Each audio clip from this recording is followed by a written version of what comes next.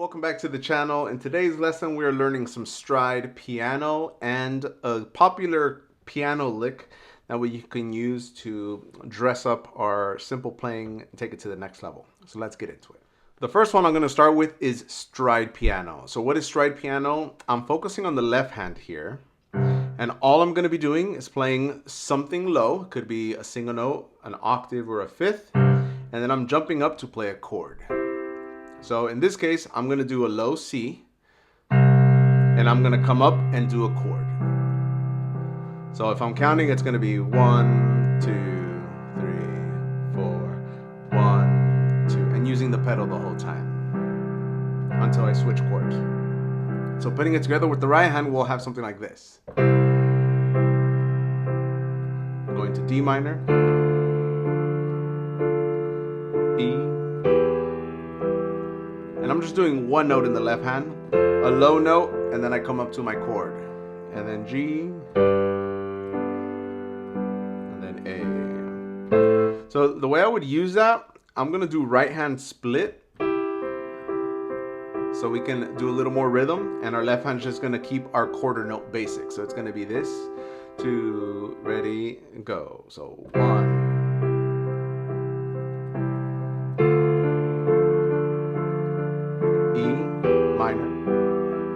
So my left hand's just doing F, 2, 3, 4, single no note, 2, 3. So 3 chords, 1 low note, 3 chords. And then B.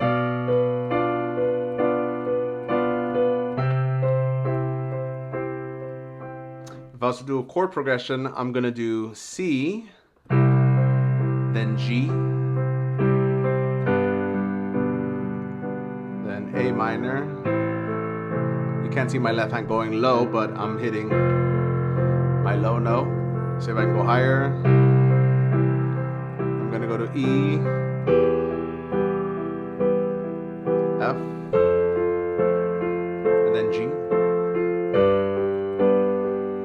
But it's a fuller accompaniment because we're adding more range to our playing instead of just staying in one area. We're getting this lower tone. So we're pretty much being our own bass player.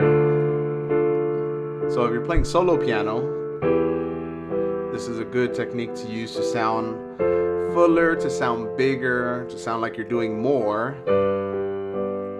and to sound wider because we're using a wider range. If you can do the single note on the left hand, the next level up of doing that would be to do the fifth. So if we're doing C chord, you're just gonna do C and G and then jump up and do your chord. So it would be this. And then D minor, and then E minor, and then F, and then G. So I'm just doing a fifth, and then I'm coming up for the chord. And then C.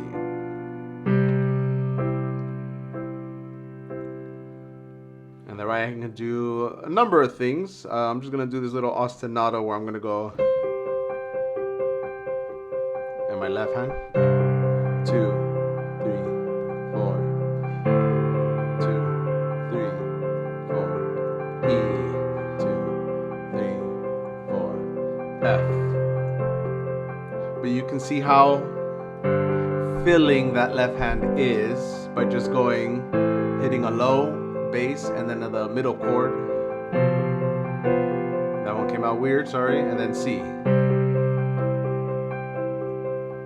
So your left hand becomes more independent and more productive. It's able to do a little more than just hold a chord. You're able to establish stronger chord changes, E, so your right hand can do more melodies or more rhythms.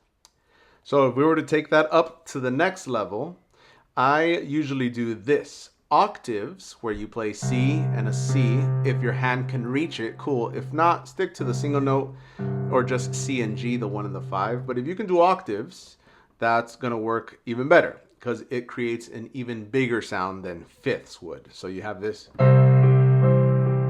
And then D minor, E minor, and then F. You can do the octave, like you can do G's with D. That'll be a nice big low sound, and then you come up for your chord. And then A, I would do that.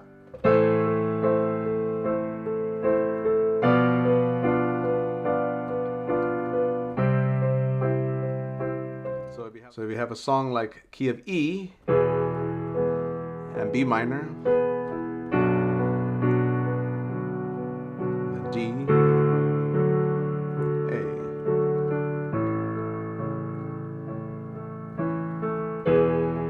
You're able to provide more deeper tones by hitting those low notes first with your left hand. So if you're playing solo piano more, that'll be great. If you're in a band, you may not do this so much, but you can still do it pretty light, and the bass player will have their own bass line. So as long as you're keeping the lows simple, you should be fine.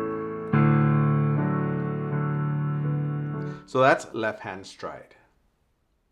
So the other part that we're going to do is the country lick. Now it's called the country lick because it happens a lot in country music, but we can actually use this almost anywhere, and it sounds like this. That little movement right there.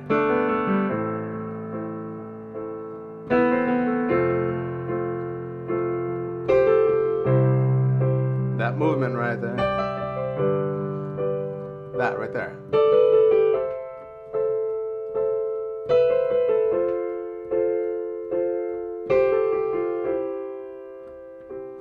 All I'm doing there is I'm playing whatever chord I'm going to play, and I'm catching the second note.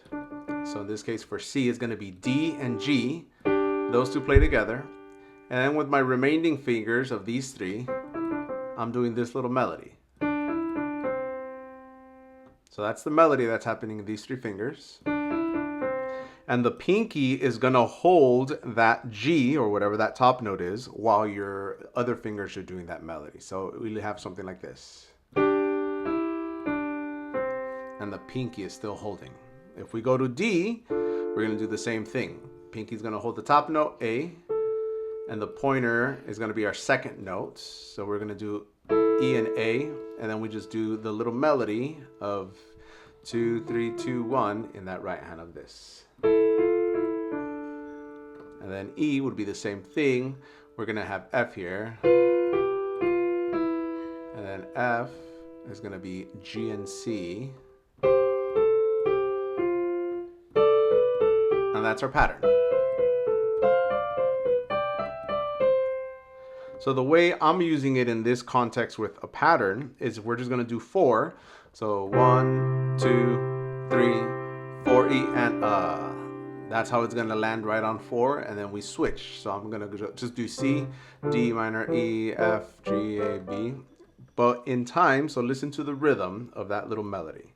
So 1, 2, 3, 4, E, and a 1, 2, 3, 4, E, and a 1, 2, 3, 4, E, and a 1. If you got to clap it, 3, 4, E, and a 1, 2, 3, 4, E, and a 1, 2, 3, 4, E, and a 1, 2, 3, 4, E, and a 1, 2, 3, 4, E, and a 1. So this becomes a little challenging because it's not always going to be the same notes for all the chords. I'll do D, for example. So if I'm doing D, it'll be D, F sharp, A, and then my second note is E. So the pattern would be this. If I'm doing E, my second note is F sharp. So we have to just get into that position. If I'm doing F, it's G. If I'm doing A, my second note is B. So we just got to do that. And then I think those are the main chords that we've been playing. For example, if I'm doing E minor, the second note is still F sharp. If I'm doing B minor, B, D. My second note is C sharp.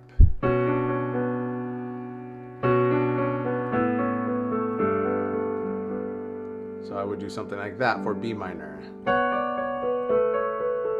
And I'm just doing B minor, A major, and G. So if we're in the key of D, I would have this. D to B minor, to A major, and it sounds great. It's a G major, back to D.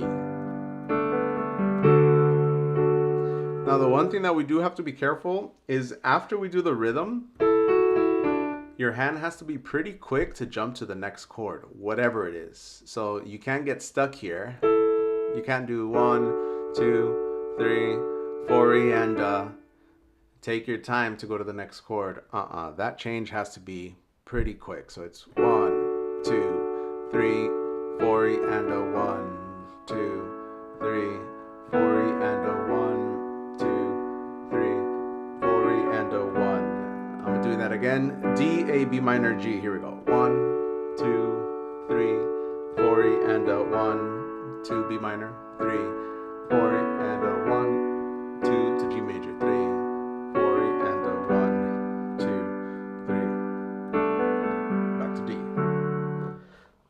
So that's the country lick. We can use it from anything to like, worthy is the Lamb who was slain, holy, holy is he.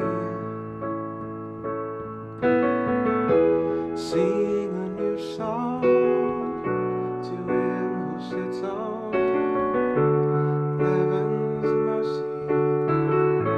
Right? We can use it there. We can use it on faster songs too. The pattern's just going to have to happen faster. So you can work with that, and you can try to put that together with the stride. So remember, stride is just 1, 2, 3, 4, 1, 2, 3, 4. And putting both these together is going to be a challenge, but it's going to sound really great. So I'm going to do F, E minor, D minor, and C. Let's try that out.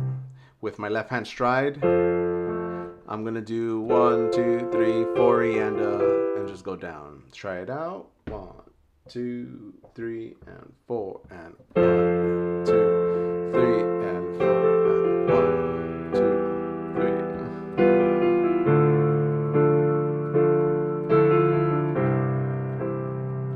3. Again.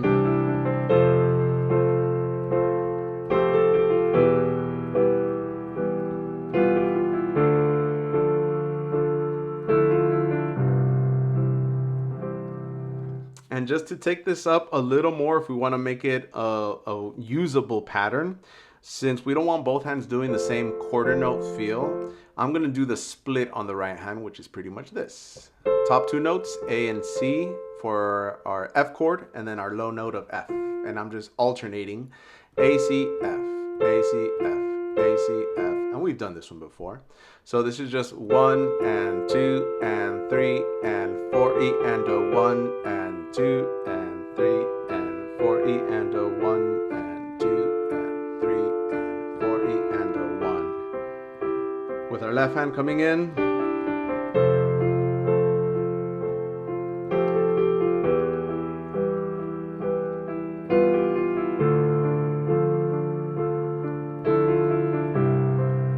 I'll try one more time.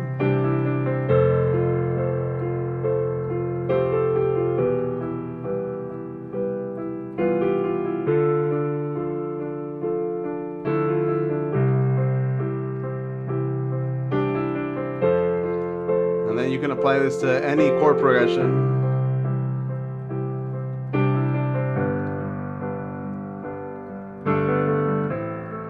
And I'm just doing F to C major, to G major, to A minor. Now some of these jumps are big and some are close, but that's the practice that you got to do to be able to do those changes pretty smooth. So those are the two patterns, the country lick